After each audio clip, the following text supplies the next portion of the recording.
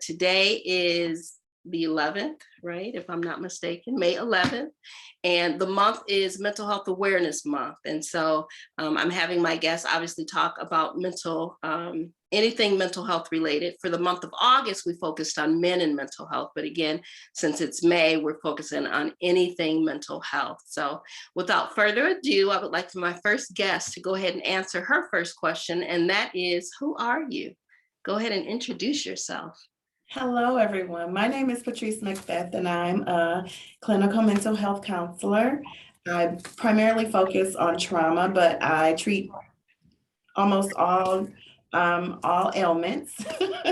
Shouldn't say it like that. Any mental health concern. And I'm also an author. My book is called Finding Your Path: Healing from the Effects of Trauma. Okay. Well, welcome. Second question for you is, why is mental health important? Mental health is very important because most of the time, our mental health affects our physical health. So if we're going through stressful situations, we don't understand or realize sometimes, especially people of color, we don't understand that when we're stressed, our mental health affects our physical health. So when we are look at all the high blood pressure, the diabetes that we have in our community. So we need to focus on healing our minds as well as healing our bodies. Mental health is imperative to moving forward in your life and finding peace within who you are as an individual. Okay. So what I'm hearing you say is mental health is equivalent to physical health. Yes. Okay, they're both important. Okay, I think we forget about that a lot of times because we go to the doctor, our annual physical checkups, right? And it focuses on, like you said, the high blood pressure, diabetes, physical ailments or physical checkups. But it's not oftentimes that we go in for mental health checks. Absolutely. And we fail to limit the brain, our strongest muscle in our body. You know, our brains is what put out everything else. So if you are under stress, your body is feeling that stress. And so we need to do things by learning coping skills, by taking off the mask and dealing with the issues that's in your life is very important because most of the time we just keep going. And especially in this pandemic, everyone's life probably now is like a new normal. It's like, what is this? I don't understand what's going on. And so now we have to readjust and pivot. But sometimes we try to pivot without doing the work that's behind it. Acknowledging, dealing with, and then moving forward. Great points, all great points.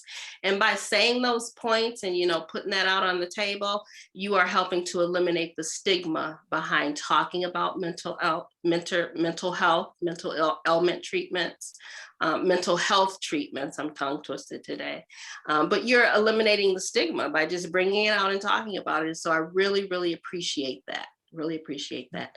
Last and final question. So you mentioned at the top that you are an author, writer. You've authored a book. Congratulations. What's the name of the book again? Finding Your Path: Healing from the Effects of Trauma. Okay. Can you tell me if writing that book, or how did writing that book help with your mental health? If it did at all, how did writing that book help with your mental health? This book was transformation for me because even though I'm a clinical therapist, we all experience life. And so throughout the things that I've experienced in life, sometimes we push through and keep going.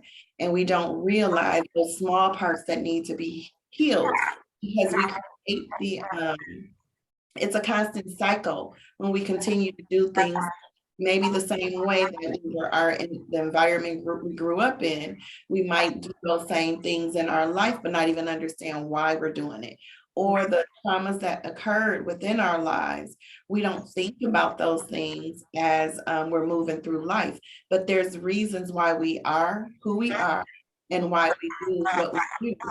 And so this book to me was transformational because it helped me deal with the things that I didn't deal with, and also just putting the framework out there about how our mental tracks are laid from an early age by what is said to us, what's done to us, but there's ways that we can find healing and find our path.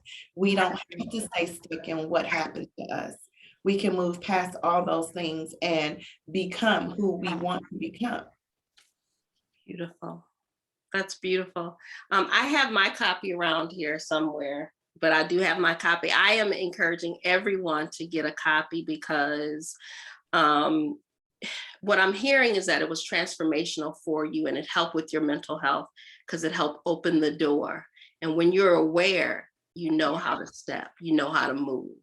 Yes. So thank you, thank you for saying that. And thank you for writing the book too, because I'm sure it'll help out a lot of other people. And again, if we, the more we talk about this, the more we live this, the more we read about this, that Yeah. helps to kind of eliminate the, the fears and the unknowns behind talking about mental health. So I appreciate you. I appreciate you for writing the book.